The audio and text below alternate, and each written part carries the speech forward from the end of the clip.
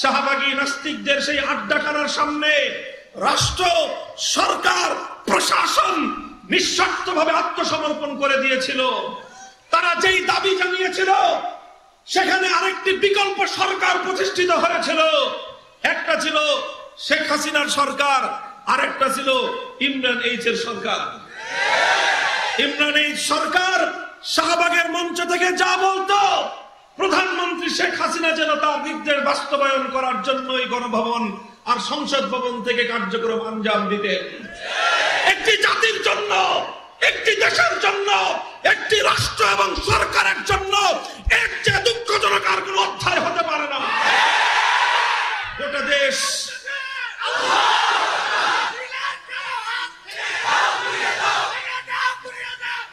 মুহতারাম হাজরিন, গোটা বাংলাদেশের ইসলাম যখন এই ক্রান্তিকালে পতিত, বাংলাদেশের রাষ্ট্র, বাংলাদেশের প্রশাসন, বাংলাদেশের সরকার রাষ্ট্র হিসেবে আমাদের অহংকার, আমাদের গৌরব যখন ধুলোয় মিশিয়ে দেওয়ার পায়ে তারা চলছিল, ওই সময় কোন রাজনৈতিক নেতাকে আমরা এই ফিতনার মোকাবেলার জন্য বুক চিতিয়ে দাঁড়িয়ে যেতে দেখিনি। আমরা দেখেছি আওয়ামী লীগ, বিএনপির মতো বড় বড় রাজনৈতিক শক্তিগুলো সেই নাস্তিকবাদী শক্তির সামনে যেন মাথা নত করে আত্মসমর্পণ করার জন্য প্রস্তুত হয়ে গিয়েছে। ইসলামী জনতা হতাশার ঘোর অমানিসায় নিমজ্জিত।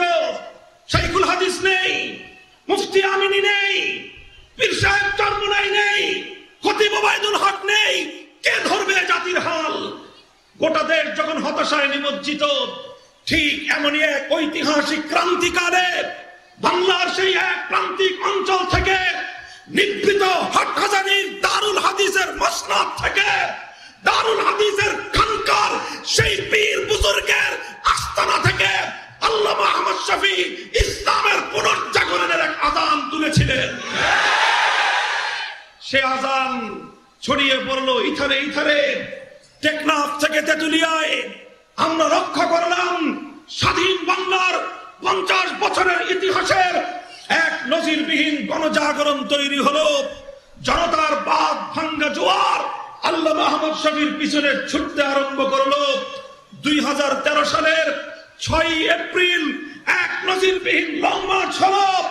এরপরের ইতিহাস বাংলাদেশের ইসলামপন্থীদের ইতিহাস, এরপরের ইতিহাস এদেশ থেকে নাস্তিকবাদকে চিরতরে বিতাড়িত করবার ইতিহাস, এরপরের ইতিহাস আল্লাহর পয়গম্বরের ইজ্জতের হেফাজতের জন্য ঢাকার রাজপথ, শাপলা চত্বর রক্তে রঞ্জিত করবার ইতিহাস।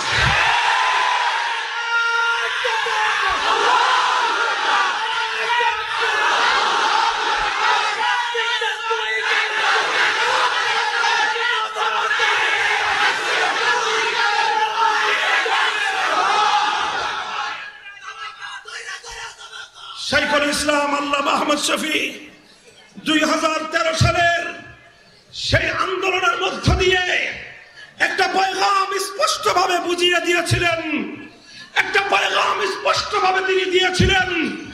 এই শাহজালাল, শাহ মাকদুম, হাজী শরীয়তুল্লাহদের এই পবিত্র ভূমিতে ইসলামের সঙ্গে গাদ্দারি করে কাউকে ক্ষমতায় থাকতে দেওয়া হবে না, ক্ষমতায় যেতে দেওয়া হবে না।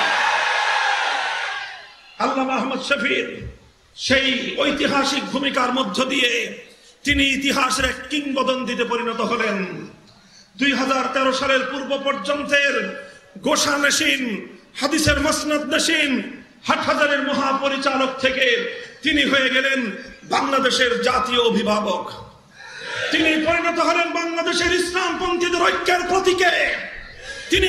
তিনি প্রতীকে পরিণত হলেন হক এবং হাক্কানিয়াতের। আলহামদুলিল্লাহ, 2013 থেকে আল্লামা আহমদ শফীর ইন্তেকালের আগ মুহূর্ত পর্যন্ত তার জীবনের অন্তিম সময়